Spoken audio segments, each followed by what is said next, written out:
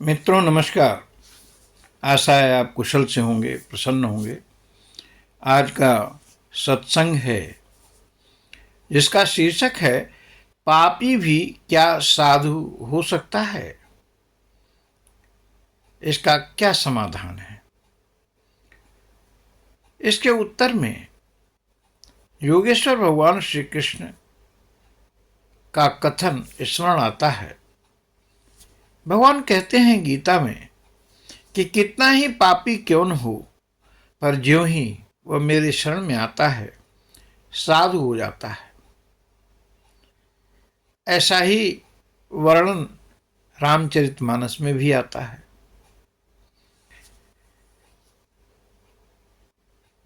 इस संदर्भ में एक कथा याद आती है विश्वमंगल जी की। वे पहले बहुत पापी थे, पर जब वे भगवान की तरफ मुड़े, संतों की कृपा हुई तो उनको साक्षात दर्शन हुए। इसीलिए गीता के 9वें अध्याय के 32वें श्लोक में कहते हैं, माम हि पार्थ व्यपाश्रित्य ये पिस्युः पापयोनयः स्त्रियो वैश्यास्तथा शूद्रा तेपि जानते पराम गतिम। हे अर्जुन, कोई भी हो, स्त्री, पापी, चांडाल, वैश्य, शूद्र, कोई फर्क नहीं पड़ता। एक बार बस वो मेरी शरण आ जाए तो मुक्ति अवश्यंभावी है, कल्याण निश्चित है। जब ऐसा है तो राजर्षि, मुनि, ब्राह्मण, वेत्ता, जितने भी यति जन हैं, अगर मेरी शरण आकर परम गति को प्राप्त करते हैं तो इसमें आश्चर्य नहीं होना चाहिए।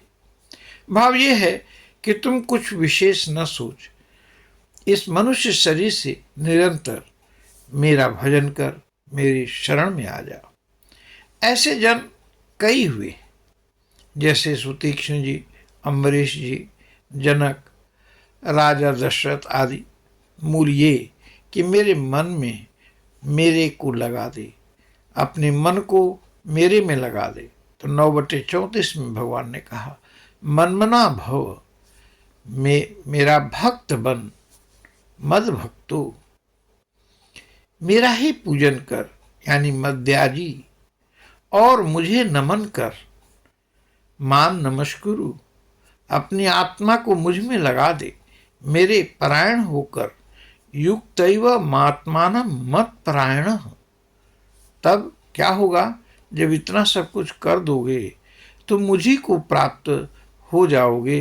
गीता कहती है, मामे वश्यसि, मुझी को प्राप्त हो जाओगे। भाव ये है कि जिस दिन तुम मेरी पूरी तरह से शरण हो जाएगा, मेरे परायण हो जाएगा, उसी क्षण तुम मुझे प्राप्त हो जाओगे।